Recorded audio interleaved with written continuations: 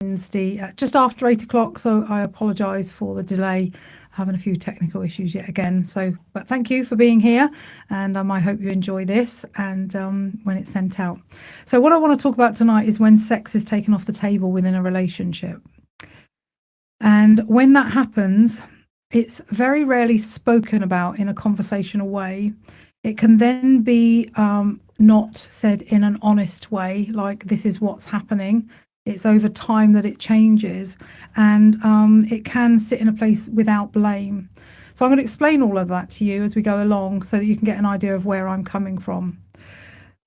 So it's the moment when one partner says to the other, I want to take sex off the table. It's not after a conversation. It's not a shared decision. It's not with a lot of care, and it's sometimes done quite quietly or silently. There'll be lots of rejections along the way. However, when that final day comes where they say, I'm not going to give you sex, or I don't want to have sex anymore, there isn't a narrative that goes with it. And the partner that's left is feeling confusion, loneliness, and a sense of being shut out of the space they really believe that belonged to both of them, but now it's not available to them anymore.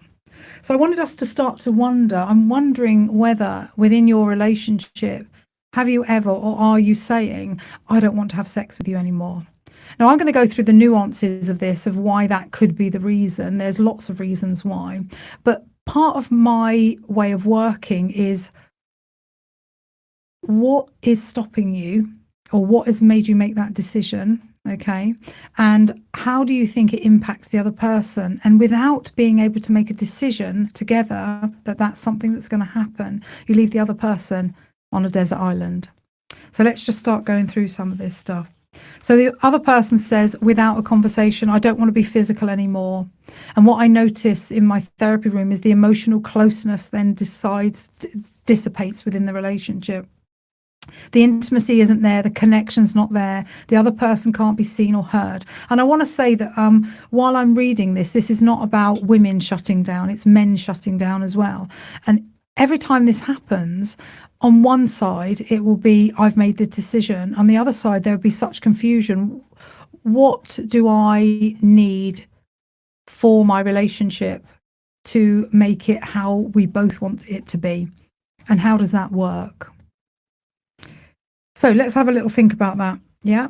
So we're letting go of the physical, we're letting go of the emotional, we're letting go of the connection, we're letting go of all the things that we thought the relationship would be. And anybody that knows me, my contract within the therapy session is very, very much friendship, intimacy, and sex.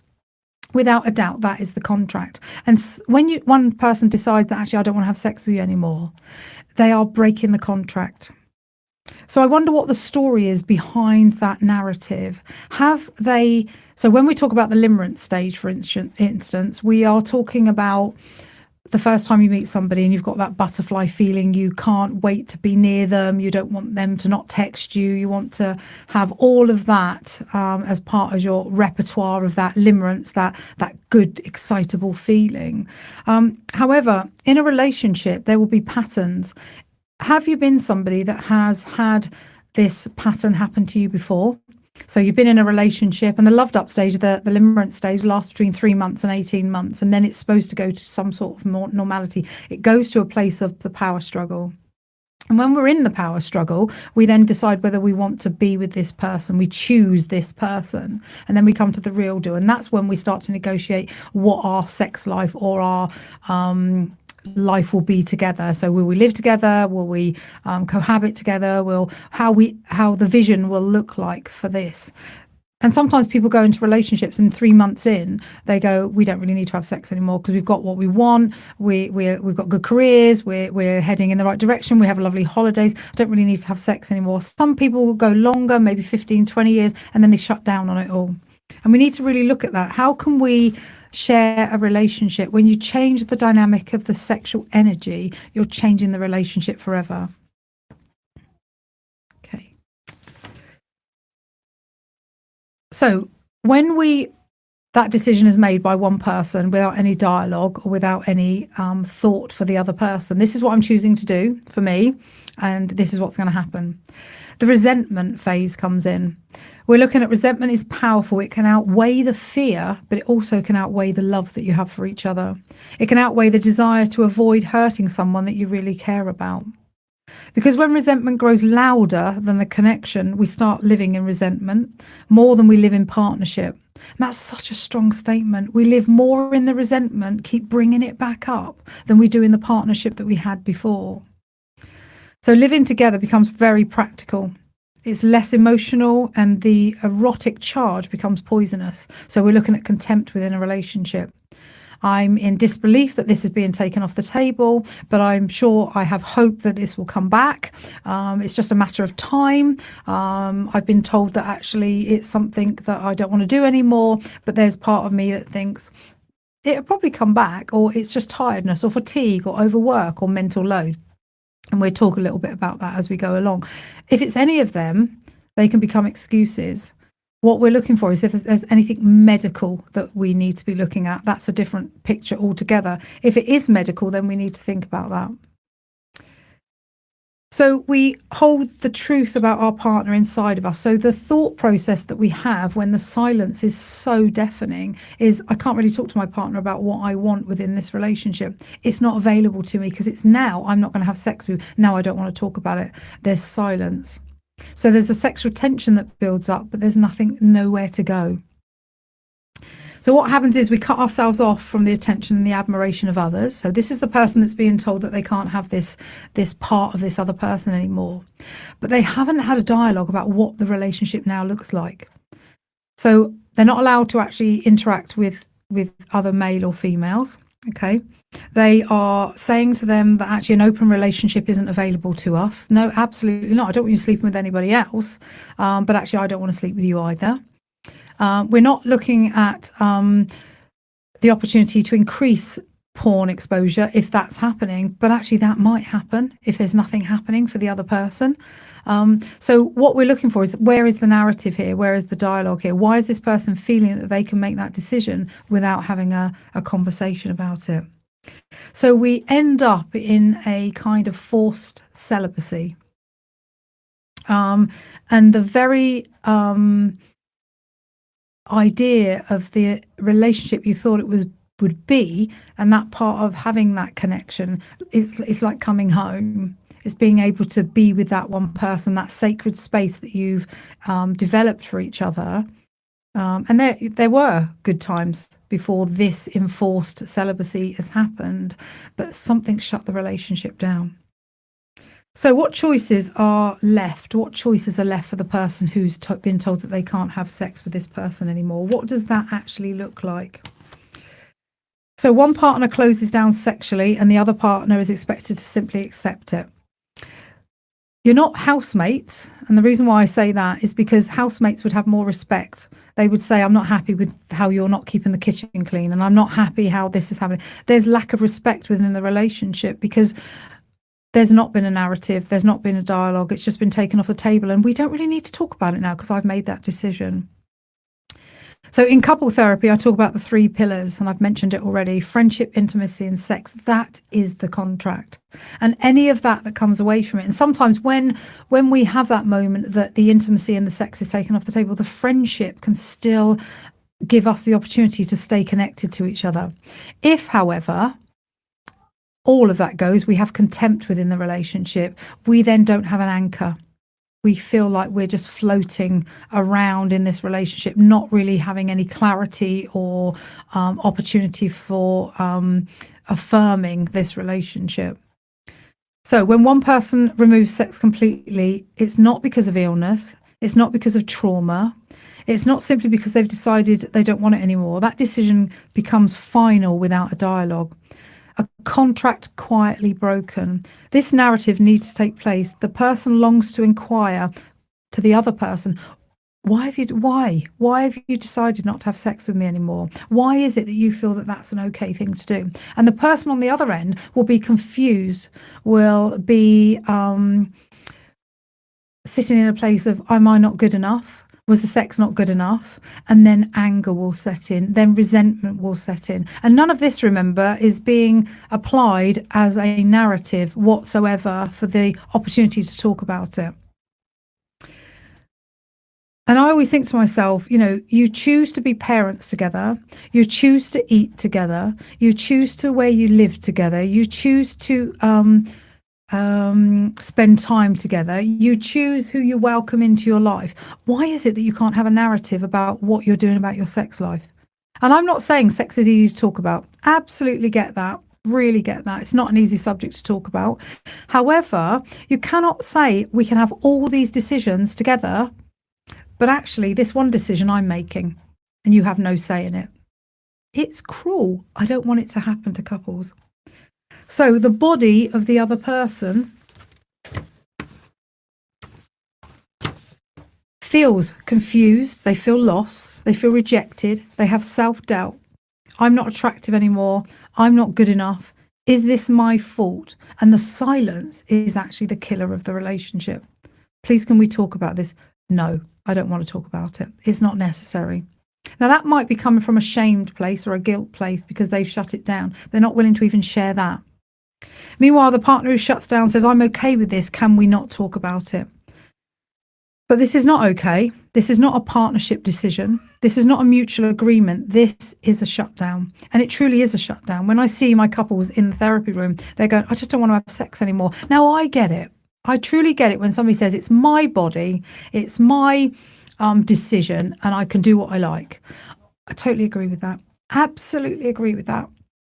It is your body and it is your decision. But I want to know where the dialogue is. I want to know what you said before you shut down. I want to find out what took you to this place of no more, that you decided, actually, I'm not even going to talk about it. That's the bit that's missing. I want you to have a conversation. You'll have a conversation about the kids' schools. You'll have a conversation about whose parents you're going for Christmas, but you won't have a conversation. The fundamental element of a sacred relationship, the surrendering to each other, is not talked about. It's just taken off the table. So where is the missing conversation? I'm not looking for excuses anymore, okay? There might be tiredness, there might be evolution of careers, there might be children, there might be headaches. We're not doing avoidance anymore, okay? This person has said, I'm not having sex with you anymore. What I'd like is a dialogue. Why has that happened? Now, there are lots of reasons why this might happen. One of the reasons is that you might not be getting the sex that you want, but you're actually not asking for the sex that you need. Yeah, there might be an arousal or a desire discrepancy within your relationship now that you think, I'm just not feeling that towards that person. And it doesn't mean that you are saying, I don't want to be with this person anymore. You're just saying, that side of me I want to shut down, but without dialogue. So here, this is where we have an adult conversation. We have a conversation about the sex that you wish you were having. We talk about the desire and what that means and the arousal. We talk about what touch would be appropriate for you, what would happen for you, and the meaning of intimacy in a shared life, which is what you're doing. You are choosing to be in a monogamous relationship, a shared life, and you don't then include your partner in this most vital decision. I think like sex is like a heartbeat. It's when David Schnartz talks about the heartbeat, when both your bodies sink into that process, you hug and re-hug, you give each other that opportunity. Why is that switched off? You've got one willing participant and you've got another person going, not for me, thanks very much.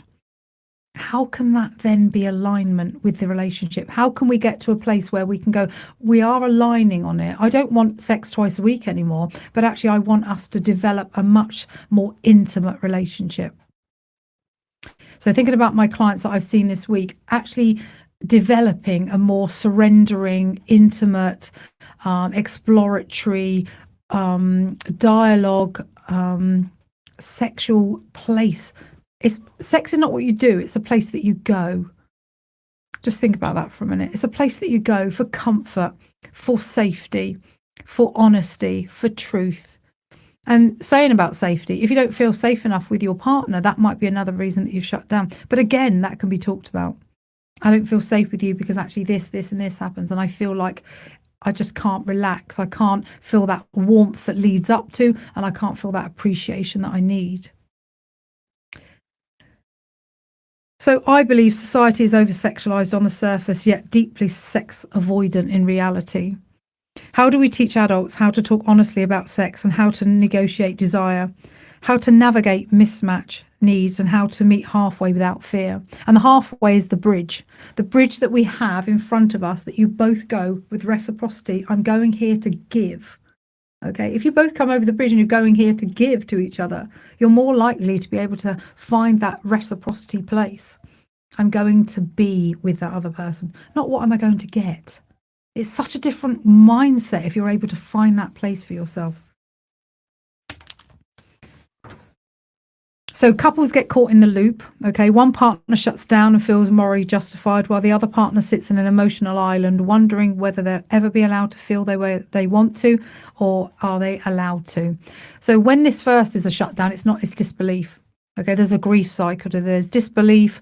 This is going to change. It won't be for long. Then we're talking 2 years, 3 years, 4 years, 5 years, and it's the same. There might be little tiny moments of intimacy, but that would be because the person who shut down is asking for that, and the person that's actually been starved will go towards that, and then it shuts down again. So it's very intermittent and it's very starvation.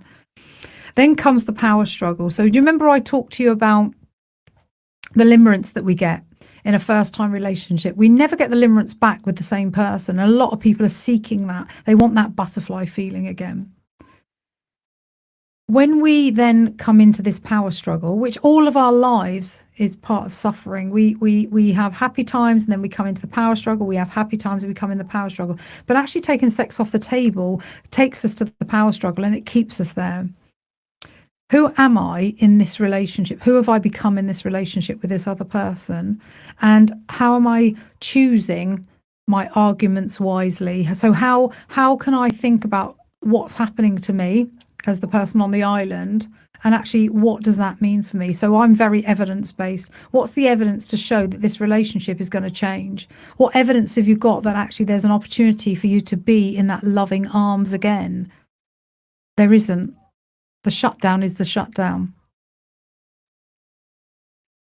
It feels very fearful. It feels very hopeless. There will be attempts to reignite something, but there will be rejection. So this is the stage where we usually, in a first-time relationship or a relationship for new, that we would shut down on a relationship. We would say to ourselves, okay, we're done the loved up stage. We're now in the power struggle. When you've been with somebody for quite a few years, the thought of actually not being with that person, so both of you could still be in love with each other, is a big decision. When you first meet somebody, you've got the limerence, then you pull away for the power struggle. You haven't got that history. You haven't got that house, that children, that car, that family, that community that you've built. So actually coming away from this decision of going, I'm not getting my needs met sexually within this relationship. So how am I going to navigate that?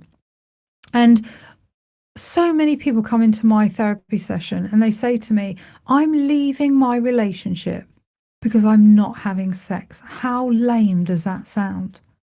They feel so guilty that they are not having sex within the relationship. And the problem with that is it's not lame. It's their truth, that actually fundamentally humans are here for a connection. And that being taken off the table without dialogue, without discussion, is a deal breaker.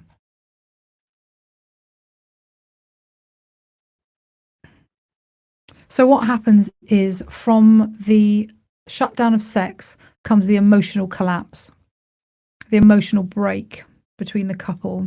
The contract that they had, friendship, intimacy, and sex, has broken, and the connection between one and the other. So the one person is getting their needs met by not having it, and the other person feels that they've been abandoned. And I'm not saying throughout that there's guilt and shame. There would be in some way or shape, but that will be suppressed. That will be pushed down.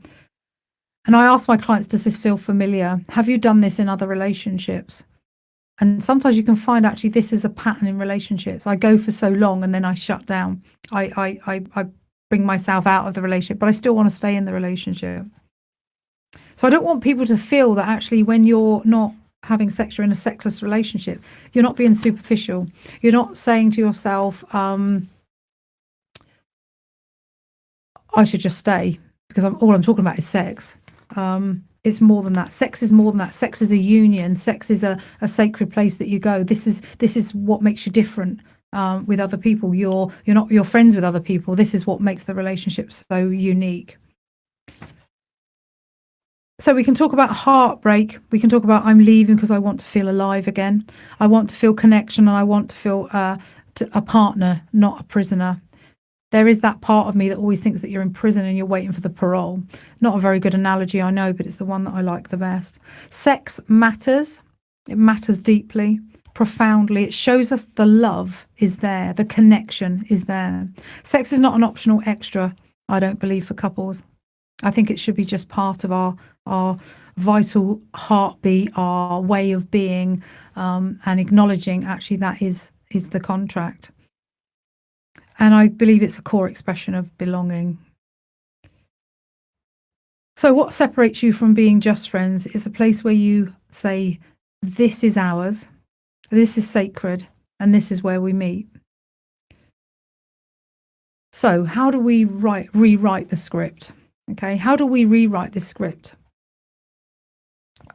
There is power in truth in a relationship, which can be really hard. The great thing about truth is that you can make good decisions from the truth that you hear.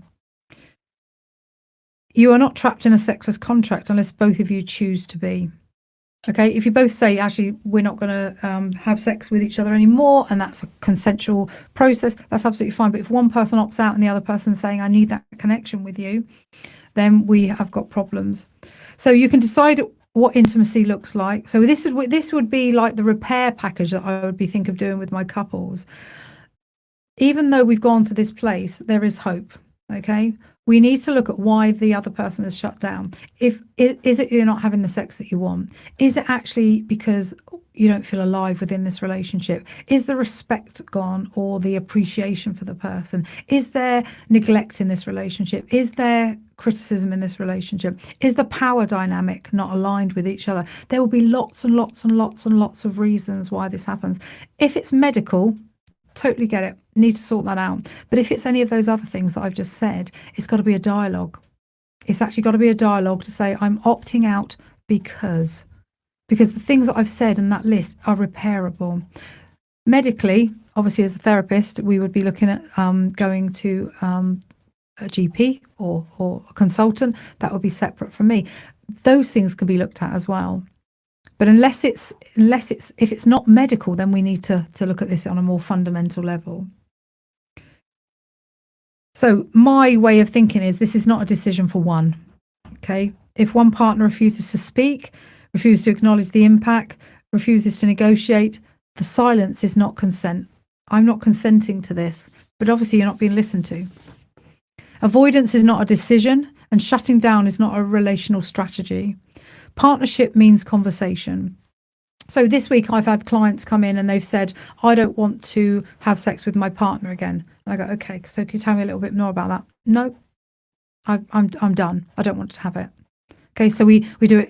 We explore as a therapist the reasons why that might be happening. Is there a past trauma? Is there something going on? No, I just don't want to do it anymore. I feel like it's not necessary. I feel like I've got enough on my plate. So we're talking about mental load here. So we'd need to look at that. There is a fundamental reason why somebody is shutting down. I want to hear what that is, but I also want a dialogue about it. I want a conversation. Partnership means conversation. It means courage. It means facing each other in truth. It means cuddling in the now because you think I want sex. I probably don't. Okay. When we get this situation where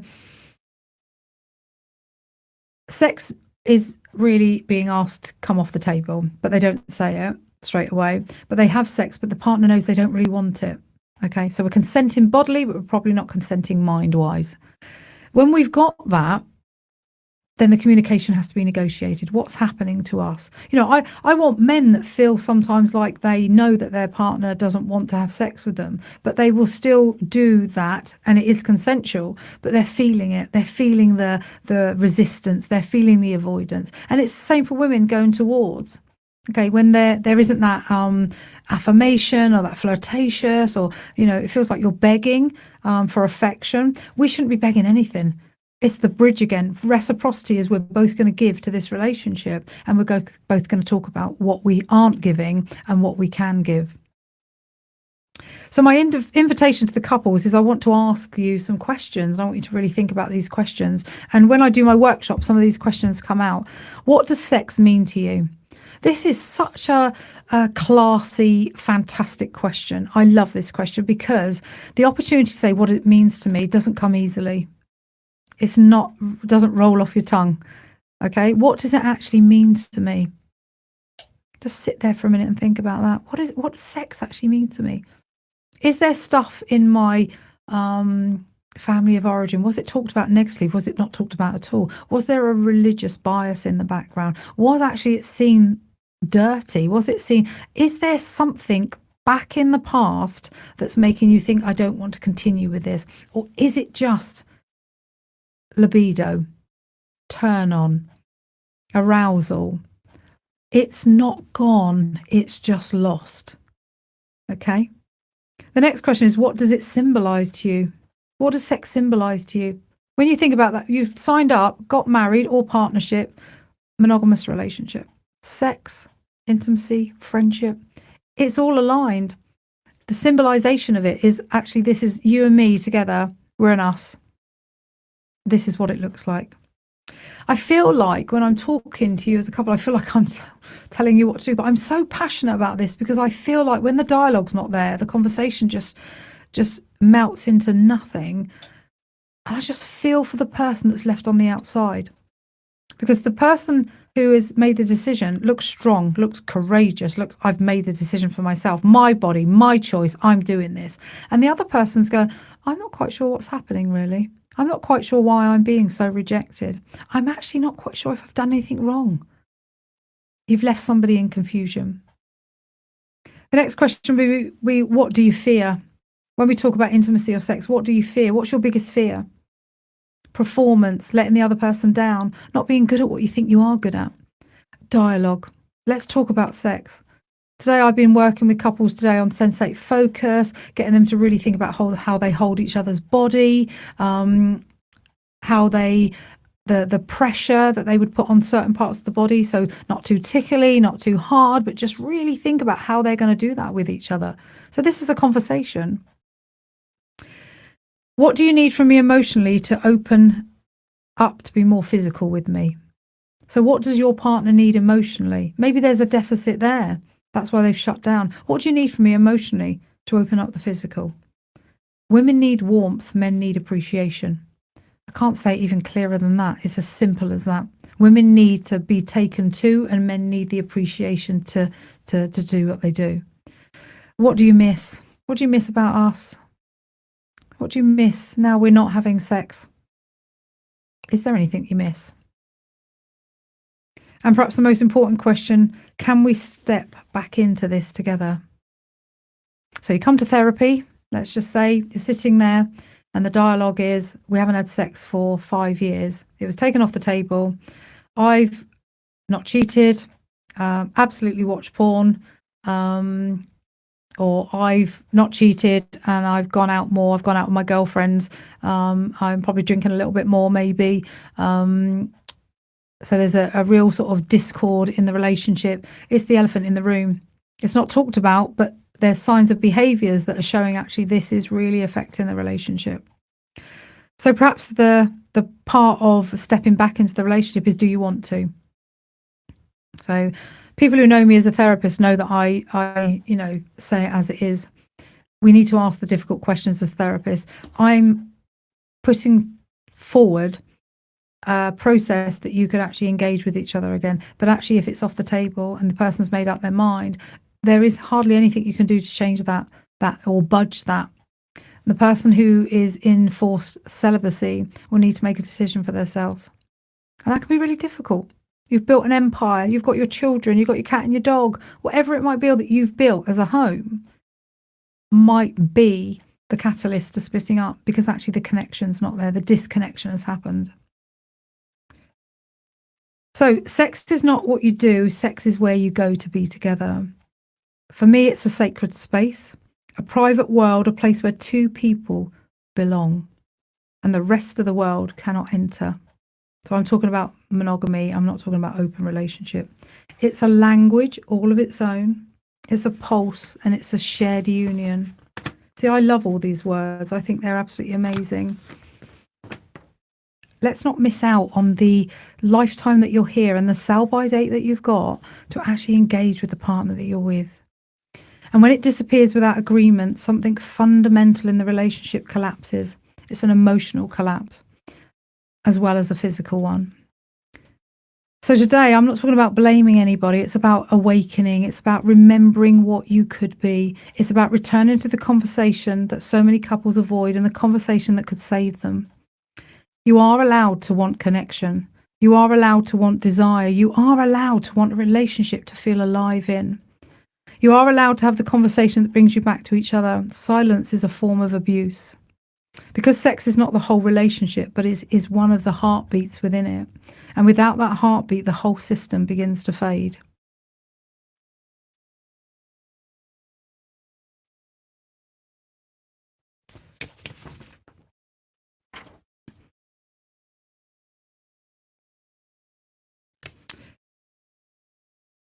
When we talk about desire, the desire has vacated this relationship. Sex doesn't disappear, it just stops happening for you. And that's the brutal honesty of it. Not cruelty, not malice, but emotional truth. I can still feel desire, I just don't feel it here anymore. And that is devastating for the partner left behind, because they realise often without anyone saying anything that it wasn't the biology that was shutting this down. It was a choice. A decision, a withdrawal, a quiet exiting from the erotic connection while keeping the structure of the relationship intact. Now, I want to stop there just for a minute. When this decision is made about, I don't want to have sex with you anymore, but I don't want anything to change. I want to live in this house. I want to keep the car. I want to have your child mind my children. I want to carry on working in this house. I want to build stuff in the house. I want to furnish the house. I want to build an extension on the house. I want to put decking in the garden. This is not a genderized list. This is a list for people that go, I don't want to do this with you, but I want to keep all the empire that we've built up. Now, one of the things that does is it stacks resentments. Resentments don't filter. They stack bigger and louder. And when we start to have the resentment, this is where the anger comes in. I cannot believe that I haven't had sex for 5 years thinking that this would change. Sometimes it doesn't. But people stay. I've had people stay for 20 years and say I've been in a sexless marriage. I don't know whether any of you realise, but I did a show with Natalie Warner, and we were talking about this in a really fundamental way. And when she talks about it as a coach, same as me and my clients and her on lives that she does on Facebook, people are saying I've been in a sexless marriage for 20 years and I've sat in hope that this will change. Sometimes it doesn't. That person makes that fundamental change for the relationship, and the relationship is changed forever. So a decision, a withdrawal, a quiet exiting from the erotic connection. And then when somebody new appears, someone who triggers novelty, curiosity, admiration and attention, and then the flame that felt dead becomes alive. Now, I'm not saying in a relationship that person is shut down on you and then goes out to have an affair. Sometimes they shut down and they just shut down and they still stay with you, and you choose to stay because you live in hope. But actually, if someone new come along, that would become the limerence again. It's not dead, it's just dormant. And we've got to find a way, if you want to stay together, to actually reignite that with each other. Like I said, we can't go back to limerence, but we would go back to a place of the real deal. How can we get you to love each other in a realistic, consistent, accountability way? Not because the body doesn't feel it, it's because the relationship no longer has a place for you where you are. So when somebody new comes in, it feels like aliveness. And actually, it's nothing to do with your partner. I want to separate that out. What decision you made about not having sex with your partner that's that decision at that time. When somebody new comes into your life, you haven't stopped having sex with that person because you thought somebody new was coming into your life. It's just that you shut down on this relationship.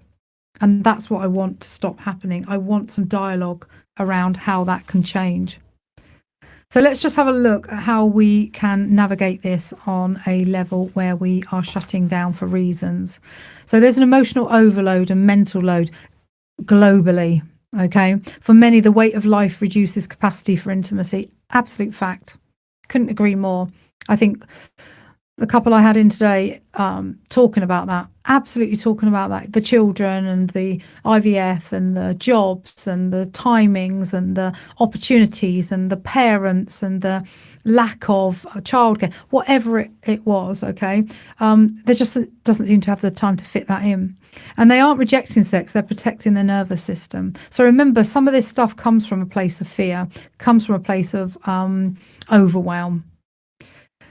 Unresolved hurt or conflict. When resentment is unspoken, bodies close even if the mind wants to stay connected. So this is slightly different to what I've been talking about in the beginning about the shutdown.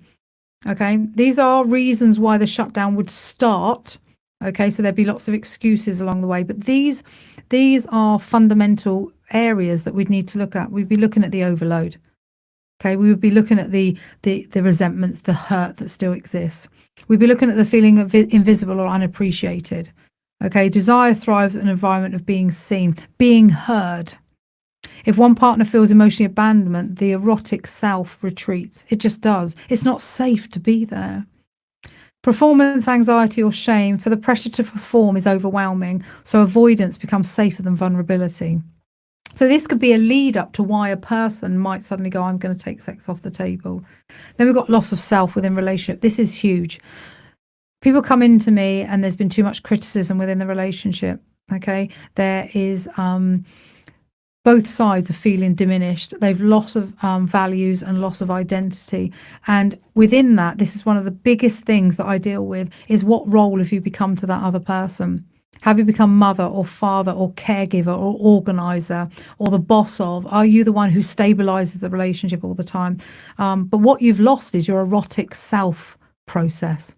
Your erotic self collapses. If you are trying to be a role like the mother role, and that means your partner will be the child, or you're doing a carer role, or any of these roles that you take on will take that erotic energy away from the relationship. And if that happens, and you're talking about over years, then it could be brother and sister, it can be father and daughter, it can be mother and son. What we're trying to do is actually eradicate the roles that we actually take on. So if you're critical, the other person will be defensive. That doesn't sound sexy whatsoever. And if that continues and that becomes a pattern, then you're just not going to get together. So this is why we're taking sex off the table. It's not a neutral act. It changes the entire emotional ecosystem of the couple. It leaves one person starving and the other person sleeping until the next spark comes along and wakes them up. Desire isn't lost, it's redirected, it's reawakened, it's rekindled elsewhere. And can I just add to that, it might not be another adult, it might be all the love goes into the children, all the love goes into a career. What you focus on grows. If we can bring that focus into the relationship, then the possibility of growth is exponential. And for the partner still committed to the relationship, this knowledge is heartbreaking, but it also clarifying. It shows the erotic connection might not be possible, and it's time to abandon the relationship.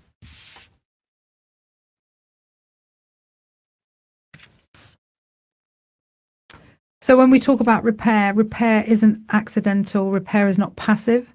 Repair doesn't happen by waiting. Repair begins with courage and boundaries. So the longer this goes on, so if anybody's listening to this and when it gets sent out that actually you're in a sexless marriage, it's an opportunity, or partnership, it's an opportunity to go, what am I doing?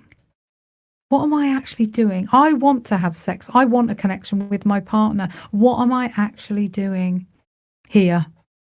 What's my purpose? Yeah. What's my compelling reason to stay? This is the time to tell the truth, the courage to hear the truth, the courage to stop hiding behind excuses and to finally speak from the center of your heart. The rupture, the sexual shutdown, the emotional withdrawal, the quiet drifting apart, the limerence that ignites elsewhere, but not in this relationship. but it must be acknowledged and it must be named and it must be owned. So when I talk about that, I want the person that shut down the sex to say, if they are wanting to reignite something, I want to own that part of me. You're absolutely right. I can see how hurt you are now. I can see how difficult this was for you when I shut this down. They've got to own that part of it. And then I want a dialogue from the other person going, when it was shut down, this is what happened to me. We've got pure intimacy when we can share this with each other, when we can have a dialogue together that really goes deeper than just going, I don't care what you think, and I'd like you to listen to me because I do care what I think. What we're looking for is being able to have that process of listen to my hurt and listen to my, I was going to say confession, but it's not a confession. It's listen to my reasoning of now I can see why that hurt you so much. So repair begins when the partner who shut down said, I left the erotic space. I stepped out. I stopped choosing you. And I want to try and understand why. That honesty is the moment the relationship can start to breathe again. Because partners can survive almost anything except silence. The partner who was shut down on does not have to blame themselves, but they do have to recognise the impact.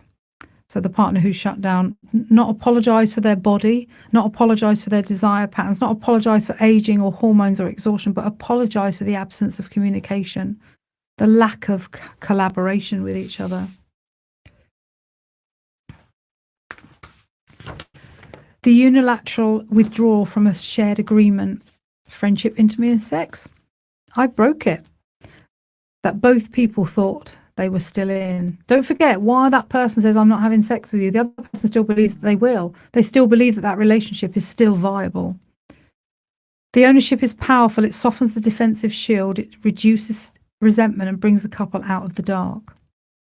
The second step would be the partner left in the cold must allow to speak their truth without feeling shamed for wanting touch, for wanting connection, wanting sex, and wanting their partner. This isn't neediness. It isn't entitlement. It is attachment. It is human wiring, and it's a relational oxygen. And when they finally speak, they say, I felt abandoned. I doubted myself. I questioned my attractiveness. I wondered if anything was wrong with me. I felt like a prisoner, not a partner. The repairing partner must hold that without defensiveness, without minimizing, and without turning away. Being heard heals. Being believed heals. Being taken seriously heals. The third part of this is keep an open mind. Be curious about what's being said to you. Tell me how I hurt you. Tell me what it was like when I shut down. Tell me how you felt that you had to protect yourself from me. What were you afraid of? And the other person, I was fear of performance or failure or vulnerability or responsibility of disappointing the person that I love. Curiosity creates safety. If we have a conversation with someone, don't do surface level. Always say to them, tell me more. What was that like for you? I can really hear, actually, that sounded really difficult. What else could I have done while that was going on for you? Was I actually there for you? And the fourth step, which is a really important step, is the new agreement. Where are we going from here, and what can we build, and what would our erotic agreement be? Not a carbon copy of the past. Rewriting the same script means you're going down the same path. Give it 2 or 3 years and you'll be back where you were before. The new script is a deliberate script, a co-created commitment. This might include starting with non-sexual touch, sensuality before sexuality, slowness, eye contact, breath work, shared fantasies, scheduling intimacy without shame, and redefining sex altogether. This isn't about reclaiming the old flame. It's about learning to kindle a new one with the people that you are now. You've changed.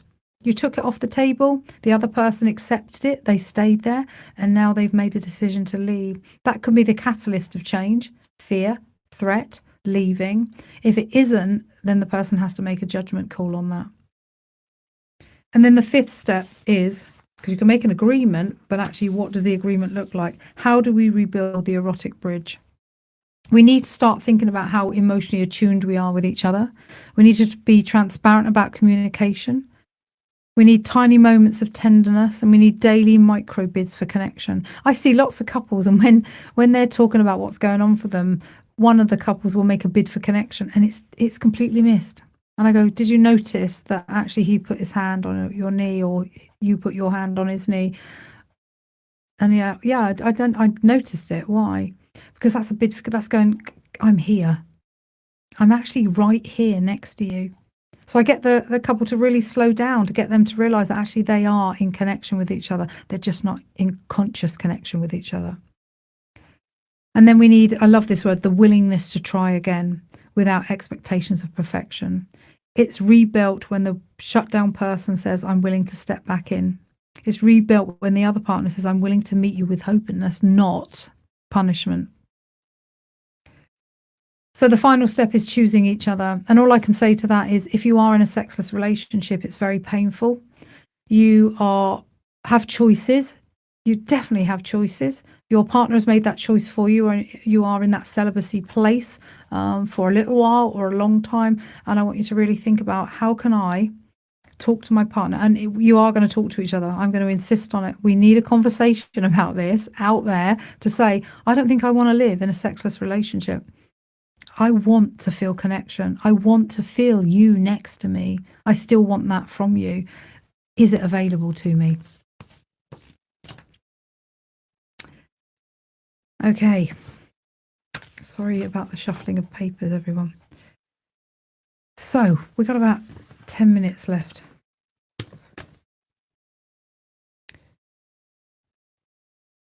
We write the script for all the relationships we've ever been in. When we were younger, we have a family of origin template which we use, and we co-create it within relationships.